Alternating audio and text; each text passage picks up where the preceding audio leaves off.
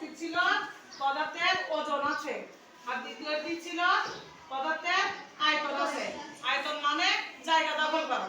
তাহলে পদার্থের জায়গা দখল করাটা আমরা একটি পরীক্ষার মাধ্যমে শিখতে চেয়েছিলাম। এখন এই পদার্থ মানে আয়তন পরীক্ষা করার জন্য আমরা 3টে গ্লাস নিলাম। এখন 3টা গ্লাসে আমি রাবার ব্যান্ড নিচ্ছি। রাবার ব্যান্ড দিয়ে আমি যে জায়গা পর্যন্ত পানি নেব সেই জায়গাটা চিহ্নিত করবো। দেখো আমি 3টা গ্লাসে এখন সমান করে পানি নিচ্ছি।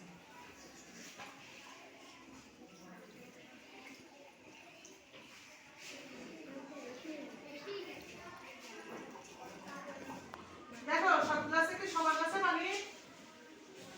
এখন কেমন দেখাচ্ছে দেখো, সমান আছে।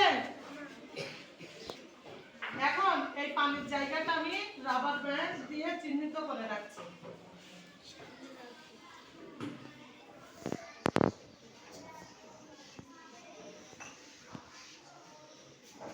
এই যে তিনটা সমান।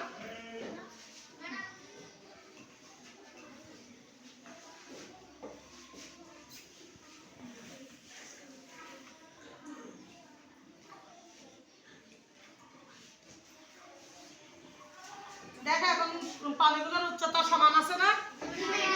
এবার এটা পরীক্ষা করার জন্য পদার্থ, আমরা তো জানি যে কোনো বস্তু হচ্ছে পদার্থ। তাই এখন এই যে আমার কাছে আছে দেখো ছোট ছোট কিছু পাথর, আর আছে একটা বড় পাথর বা কয়েকটা বড় পাথর। এখন দেখো প্রত্যেকটা গ্লাসেই আমি পাথরের টুকরাগুলো ফেলছি।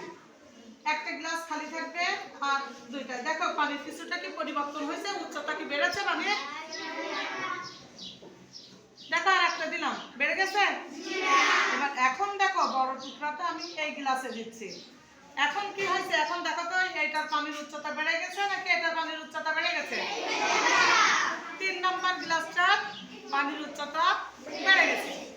আর প্রথম গ্লাসটা পানির যেখানে ছিল সেখানেই আছে, কারণ এখানে আমি কোনো পাথর বা কোনো কিছুই ওর ভিতরে দিইনি।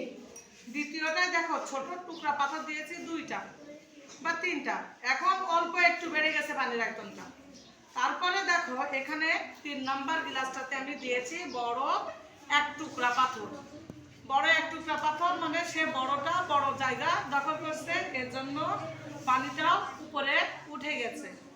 তাহলে পদার্থটা ঠিক যত বড় হবে পদার্থ জায়গা দখলটাও সেই পরিমাণে হবে বা আয়তনটাও সেই পরিমাণে বৃদ্ধি পাবে। কি এখন কি দেখা যায়?